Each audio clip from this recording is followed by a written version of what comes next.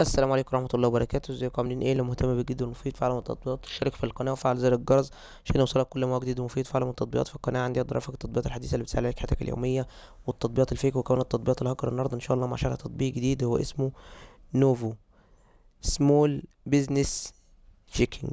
التطبيق ده مساحته 48 ميجا، محمله اكتر من 100 الف شخص. التطبيق ده تطبيق خاص بفتح الحساب وايداع الفلوس والخدمات المصرفية. بس هو تطبيق مش بنكي، هو شركة تكنولوجية، مش شركة أموال تكنولوجية مسؤولة عن البيزنس الصغير. لو أنت عايش في أمريكا، عندك بيزنس صغير، شركة صغيرة، محل صغير، بتتاجر فيه، بتبيع فيه، بتشتري فيه، فأنت بتقدر تحمل التطبيق ده. بتقدر من خلال التطبيق ده إن أنت تفتح حساب خاص بالشركة بتاعتك. تقدر إن أنت تحصل على فيزا كارت، تقدر تودع شيكات في الحساب بتاعك، تحصل على يعني مجرد ما بتصور الشيك وتنزله على التطبيق بيتودع على طول في الحساب.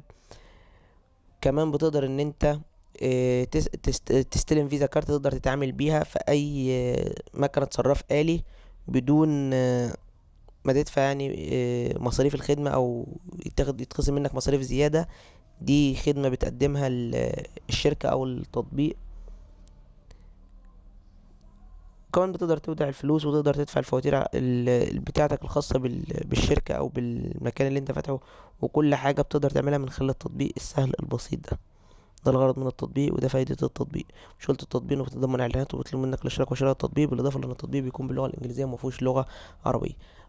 بس كده يعتبر اصلا شرح بالنسبه للمميزات والعيوب. لو عجبك شرح التطبيق يا ريت تدوس لايك للفيديو. لو عايز شرح تطبيق معين يا ريت تكتب لي في الكومنت. لو اكتشفت ميزه او عيب للتطبيق في اي تحديث من التحديثات القادمه اكتبها في تعليقات الفيديو.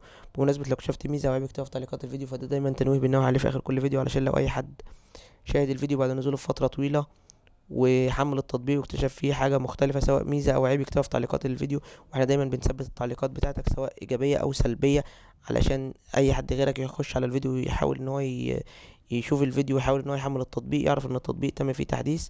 ده بالنسبه للفيديوهات القديمه اللي مر عليها فتره طويله، علشان في بعض الناس بتشاهد فيديوهات موجوده على القناه بقالها سنه، 10 شهور او اكتر من 10 شهور او اكتر من سنه، ولما تلاقي فيها حاجات مختلفة عن اللي موجودة في الفيديو يكتبوا لي في التعليقات ويقولي انت ليه مش قايل كل الحاجات الايجابيه والسلبيه اللي موجوده.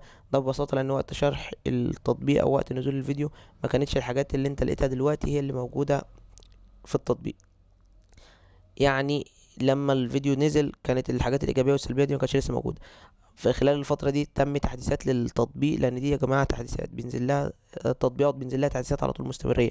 ممكن ينزل التطبيق تحديث كل يومين، كل اسبوع، كل شهر. فوقت ما بينزل التحديث ممكن التحديث ده بيكون ايجابي بيخلي التطبيق احسن، وممكن يكون سلبي بيخلي التطبيق مش افضل حاجه، بيخليه وحش. عشان كده دايما بنطلب ان لو حد اكتشف ميزه او عيب يكتبها في التعليقات.